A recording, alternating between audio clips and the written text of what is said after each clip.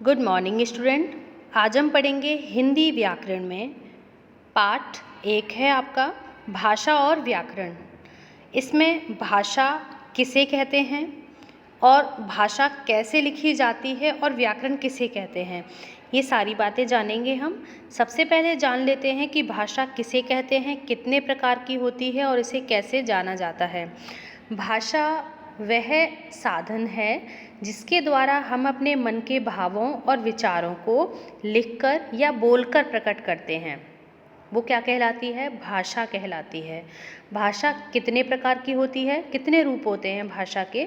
2 रूप होते हैं, मौखिक भाषा और लिखित भाषा।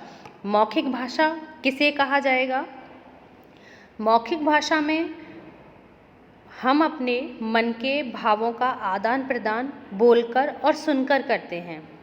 हम बोलकर किसी से अगर हम बातचीत कर रहे हैं तो बातचीत करने का वह साधन क्या है? मौखिक भाषा ही तो हुआ। वो भाषा कौन सी भाषा कहलाई? मौखिक भाषा कहलाई। जैसे नेताजी भाषण दे रहे हैं, राम और मोहन फ़ोन पर बातें कर रहे हैं। ये क्या हुआ? कौन सी भाषा हुई? मौखिक भाषा हुई, क्योंकि हम अपने मन के भावों और विचारों को बोलकर प्रकट कर रहे हैं और सामने वाला जो सुनता है वो हमारी भाषा को, हम जो बोल रहे हैं तो उसको सुनकर प्रकट करता है। वो क्या कहलाती है? भाषा कहलाती है। आगे देखते हैं हम लिखित भाषा। लिखित भाषा किसे कहते हैं? भाषा जैसा कि मौखिक भाषा में था, बोलकर प्रकट करना था, तो लिखित भाषा में लिखकर हम अपने मन के भावों और विचारों का आदान प्रदान करते हैं। उसे कौन सी भाषा कहते हैं? लिखित भाषा कैसे कहते हैं? जैसे बच्चे परीक्षा दे रहे हैं, राधा कहानी लिख रही है। अगर इसी जगह पर हम कह देते कि राधा कहानी सुना रही है तो कौन सी भाषा हो जाती? मौखिक भाषा हो जाती। लेकिन यहाँ लिखना आ रहा है तो कौन सी भाषा होगी? लिखित भाषा होगी।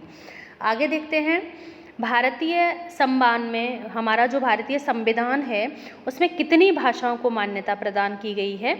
22 भाषाओं को मान्यता प्रदान की गई है। जैसा कि हम यहाँ देखते हैं, हिंदी है, असमिया है, बंगाली है, डोंगरी है, बोडो, उर्दू, नेपाली, गुजराती, कन्नड़, कश्मीरी, कोंकणी, मैथिली, मलयालम। इसी तरह से 22 भाषाएं हो जाती हैं जिन्हें हमारे संविधान में मान्यता प्राप्त है। अब देखते हैं हम आगे। 14 सितंबर 1949 को हिंदी भाषा संघ की राजभाषा के रूप में स्वीकार की गई। अब हम कह सकते हैं कि हिंदी दिवस कब मनाया जाता है? 14 सितंबर को हिंदी दिवस मनाया जाता है। अब देखते हैं भाषा के अनेक रूप होते हैं। मातृभाषा होती है, राष्ट्रभाषा, राजभाषा और बोली। मातृभाषा किसे कहेंगे? मातृभाषा जैसा कि हमें नाम से पता चल रहा है, मातृभाषा हमारी माता पिता या फिर हमारे परिवार से बोली जाने वाली भाषा। वह भाषा जिसे बालक अपने माता पिता या फिर परिवार के लोगों से सीखता है, वो कौन सी भाषा कहलाती है? मातृभाषा कहलाती है। राष्ट्रभाषा किसे कहते हैं? पूरा राष्ट्र जिस भाषा में बातचीत करता है उसे राष्ट्रीय भाषा कहते हैं। हम यहाँ पढ़ चुके हैं, भारतीय संविधान में 22 भाषाएं हैं, उनको मान्यता प्राप्त है और हिंदी विश्व में बोली जाने वाली दूसरी सबसे बड़ी भाषा है। मतलब दूसरी भाषा है, सबसे ज़्यादा अगर बोली जाती है, सबसे ज़्यादा बोली जाने वाली भाषाओं में दूसरे नंबर की जो अपनी भाषा होती है वो कौन सी भाषा कहलाती है? हिंदी। हिंदी भाषा को संपर्क भाषा भी कह सकते हैं। आगे राजभाषा। राजभाषा राजकाज की भाषा या सरकारी कामकाज की भाषा को ही हम राजभाषा कहते हैं। हिंदी की राजभाषा हिंदी है। अच्छा, इसे कब स्वीकार किया गया था? जैसा हम पढ़ चुके हैं, 14 सितंबर 1949 को भारत की राजभाषा हिंदी को स्वीकार किया गया। आगे देखते हैं हम लिपि। लिपि किसे कहते हैं? लिपि भाषा का जो लिखित रूप होता है, ध्वनियों का जो लिखित रूप होता है उसे हम क्या कहते हैं? लिपि कहते हैं। जैसे मुंह से निकली ध्वनियों को लिखने की विधि या चिन्ह को लिपि कहते हैं। संसार की अलग अलग जो भाषाएं हैं उनकी अलग अलग लिपियां होती हैं। संस्कृत की लिपि, हिंदी की लिपि, मराठी की लिपि, ये भाषाएं हैं हमारी। इनकी लिपि कौन सी है? देवनागरी लिपि है। हिंदी की देवनागरी है ही है। अब आते हैं, हम देखते हैं व्याकरण। अच्छा, इसमें आ जाती है एक बोली। बोली किसे कहते हैं? बोली कहते हैं भाषा के क्षेत्रीय रूप को, किसी क्षेत्र विशेष में बोली जाने वाली बोली भाषा जो होती है उसको हम क्या कहते हैं? बोली कहते हैं। आगे होता है उपभाषा। उपभाषा किसे कहा जाता है?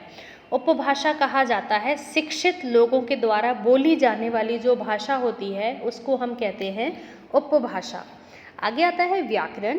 व्याकरण भाषा को शुद्ध रूप में लिखना, पढ़ना, बोलना सिखाने वाला शास्त्र है। व्याकरण ऐसा शास्त्र है जो हमें भाषा को शुद्ध बोलना, लिखना और पढ़ना सिखाता है। वो क्या कहलाता है? व्याकरण कहलाता है। इस आधार पर व्याकरण के कितने अंग हो जाते हैं? 4 अंग हो जाते हैं। वर्ण विचार, शब्द विचार, पद विचार और वाक्य विचार। इनके बाद हमारा जो दूसरा पार्ट है वो होगा वर्ण विचार, उसके बाद शब्द विचार, फिर पद विचार और वाक्य विचार। इनको हम आगे जैसे जैसे हम पढ़ते जाएंगे अपने पाठ को, वैसे वैसे हमारे उसमें आता जाएगा। ये हमारा पहला पार्ट था और अभी हम अगली बार पढ़ेंगे दूसरा पार्ट। जैसे हम यहाँ थोड़ा सा जान लेते हैं उसके बारे में। जैसे वर्ण विचार, वर्ण किसे कहते हैं? भाषा की सबसे छोटी ध्वनि होती है उसको हम वर्ण कहते हैं। शब्द विचार, वर्णों के सार्थक मेल को शब्द कहते हैं, सार्थक मेल को, ना कि निरर्थक मेल को। ठीक है, सार्थक मेल जिसका कोई अर्थ होता है उसको हम क्या कहते हैं? शब्द विचार। पद विचार, वाक्य में प्रयुक्त होने पर शब्द को ही पद कहते हैं। आगे वाक्य विचार, एक ऐसा शब्द समूह जिसका अर्थ या भाव पूरा समझ में आ जाए, पूरा वाक्य समझ में आ जाए, उसको हम वाक्य विचार कहते हैं। तो ये था हमारा पाठ 1, भाषा, लिपि और व्याकरण। आगे हम जब दूसरा पाठ पढ़ेंगे तो वर्ण विचार, तीसरा पाठ पढ़ेंगे तो शब्द विचार। ऐसे ही हम आगे इनको हम पढ़ते हुए जाएंगे। धन्यवाद स्टूडेंट।